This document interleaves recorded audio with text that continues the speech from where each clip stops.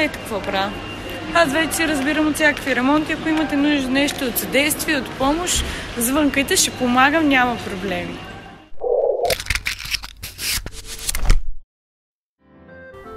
Здравейте, аз съм Елизабет и днес ще ви покажа част от ремонта, който правим вкъщи и в частност как се сглобява бебешко легло. Попитах ви в Instagram дали искате да ви покажа пълната версия по сглобяване и понеже вие искате, съм снимала подробно как се случва това. Наистина не е лесно, особено ако има люлеща механизъм. Почваме да сглобяваме леглото, защото ни казаха, че трябва поне един месец предварително да се сглоби, което не знам колко е вярно, но аз държа да го спазиме. И ще ви държа в течение. Може би ще стане тъмно, докато го сглобим. Ето го, бебичко! Кажи нещо. Избора на леглото, както за избора на всичко останало, не беше лесен. Имаше доста големи проучвания и допитвания до доста мои приятелки и най-различни хора, които идваха и ми казваха, че леглото не трябва да е от ПДЧ, а всички легалца, които гледах и които харесвах, които дори не харесвах, бяха от ПДЧ. Така и не разбрах в крайна сметка какъв е проблема с ПДЧ-то и как така толкова много деца са отгледани с такъв материал, а при мен е проблем и всеки ми казва да не го купувам. Ако някой от вас знае защо леглото на детето не трябва да е от ПДЧ и изобщо има ли такова нещо, може да го напише отдолу в коментар. И все пак реших да се съобразя. Леглото, което избрах, доста време го търсих да не е от този материал, е от иглолистна дървесина и MDF. Кажи нещо. Трудно е. Ето, имаме легалце най-накрая. Имахме няколко грешки, докато се получи. Не аз де, хората, които го сглобяваха. Иначе има люлка. Всичко е както трябва. Ето това, не знам как се... Ох! Всичко е супер! Айде, детенцето си има легло. Сглобихме го около месец по-рано, защото отново ме посъветваха, че трябва предварително да бъде сглобено, да не мирише на дървесина или на лепило, просто известно време да поседи сглобено, както и матрака да бъде сложен. Още не сме сложили матрака, според мен е много рано, но леглото вече е сглобено и си чака малкия собственик. Ще ви покажа едно помещение, което много отдавна беше хол. След това стана склад за обувките ми и за някакви други неща. Скоро ще бъде стая. Това са маса и столове, които си купих може за терасата, но докато майстори работеха тук, ги направиха на нищо и се наложи да се прелакират.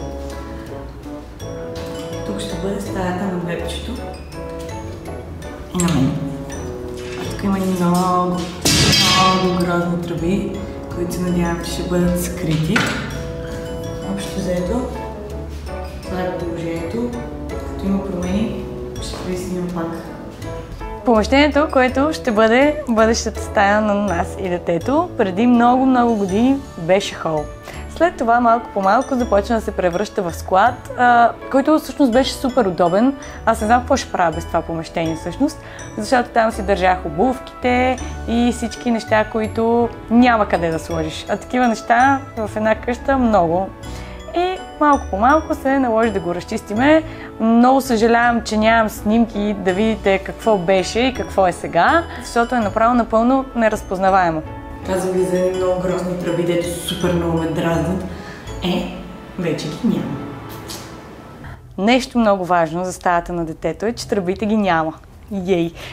Наистина тия тръби супер много не ги харесвах, много ме дразнат, много са грозни, не могат да се изрежат и това беше единствения вариант да ги скриеме и съм много щастлива, че тръбите ги няма. Тръбите ги няма, но водницата продължава да бъде същата за сега.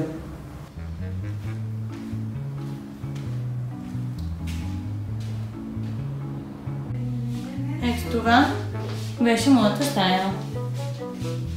Вече няма да е. тук скоро ще има хол, ще ви покажа как ще изглежда. Наложи се да обърнем стаите, защото ми се иска стаята, в която ще бъдем за в бъдеще и в която ще бъде бебчето, да е по-широка и по-голяма. А пък за хола не ни трябва чак толкова много пространство, а и предишната ми стая също не е малка, просто тази в момента ще е доста по-голяма. Ето такова е положението към момента. Леглото няма да е тук, но за сега все още не сме го преместили. Така. Имаме си един скрин, в който предполагам, че ще стоят бележките на бебчето или поне част от тях първоначално. Ще видим как ще се с пространството.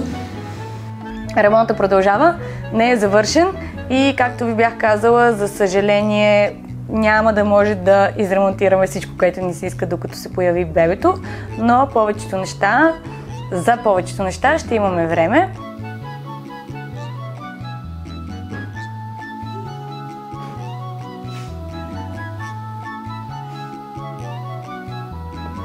В следващото видео ще ви покажа всички неща, които съм купила за бебето, а те не са малко, защото от момента, в който почнах да пазарувам, сигурно всеки ден съм купувала по нещо и вече съм в 8-я месец и почти нямам какво да купувам и това ме побърква и мисля, че ще го затрупам с дрехи, които дори няма да успея да използвам всичките, но непрекъснато имам нужда да му купувам нещо всеки ден.